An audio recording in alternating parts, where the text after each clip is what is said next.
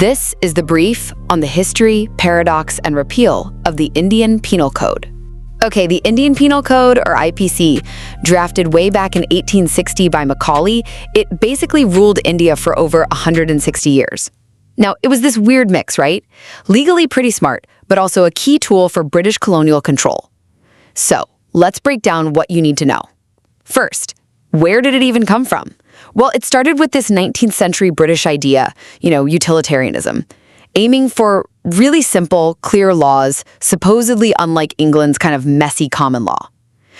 And here's the thing, that very clarity, it actually became a powerful weapon of imperialism for the British to tighten their grip across India.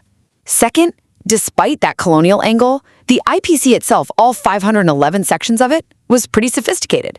It gave us some really clear foundational ideas, like a whole list of legal defenses, what lawyers call general exceptions.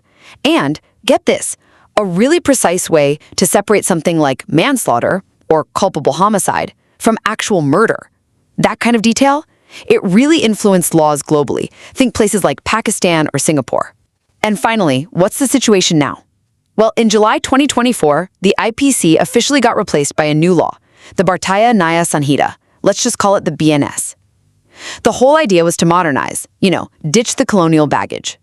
So out goes some old laws like the ones on adultery, and in come new ones tackling things like organized crime. But here's the interesting bit. If you dig a little deeper, experts are basically calling it IPC 2.0. Why? Because it keeps the core legal structure, the DNA, for most major crimes. So there's real continuity there. So yeah, the IPC's name might be gone, but its core logic, that's still very much the foundation for India's criminal law future.